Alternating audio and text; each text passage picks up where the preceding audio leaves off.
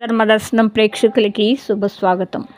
ఈ 12వ అధ్యాయంలో ఆత్మను కోరుకొని చేసే సాధన చాలా క్లేశాలతో కూడుకొని ఉంటుంది. ఎవరు కర్మలు చేస్తూ వాటిని నా యందు అర్పిస్తారో, నన్నే ధ్యానం చేస్తారో అలాంటి వాళ్ళకి నేనే ఆధారంగా ఉండి ఈ మృత్యు సంసారం అనే సాగరంలో నుంచి పైకి తీస్తాను. అందుచేత నా యందు మనసు పెట్టండి. 12వ అధ్యాయానికి భక్తి యోగం అని పేరు పెట్టారు.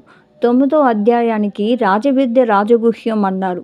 ఈ రాజవిద్య రాజగుహ్యం అని భక్తి స్వరూప స్వభావాలు చెప్పి 12వ అధ్యాయంలో దాన్ని అభ్యసించడం ఎంత సుఖకరమో, అలాంటి వాళ్ళని తాను ఎట్లా ప్రేమిస్తాడో చెప్పడం చేత ఇక్కడ భక్తి యొక్క సౌకర్యం తెలుస్తుంది.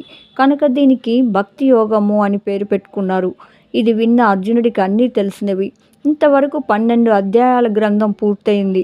3 భాగాల్లో 2 భాగాల గ్రంథం పూర్తయింది. ఈ రెండవ 6 అధ్యాయాల భాగాన్ని ద్వితీయ షట్కం అని అంటారు. దీనికే భక్తి షట్కం అని కూడా పేరు పెట్టినారు. భగవత్ ప్రేమని మనం పొందాలంటే ఆయన్ని, ఆయన వైభవాన్ని, ఆయనదైన ఈ విశ్వాన్ని, అందులో ఉండే ఆయన యొక్క అనుగ్రహంతో సాగే వృత్తులని, ప్రవృత్తులని తెలుసుకోవాలి.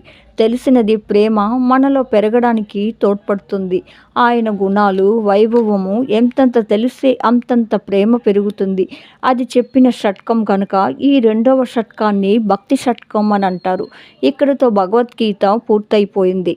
విశ్వరూపం చూపించకముందు 7-8 అధ్యాయాల్లో చెప్పినదంతా మళ్ళీ ఇంకొకసారి వాటినన్నిటినీ సమగ్రంగా ఒక క్రమంలో పెట్టి చెబుదామని భగవంతుడు అనుకొని 13 దగ్గర నుండి 18 అధ్యాయాల దాకా గతంలో తాను అందించిన అధ్యాయాలన్నింటిని కూడా ఒక్కసారి క్రమబద్ధం చేసి మళ్ళీ చెప్తున్నాడు.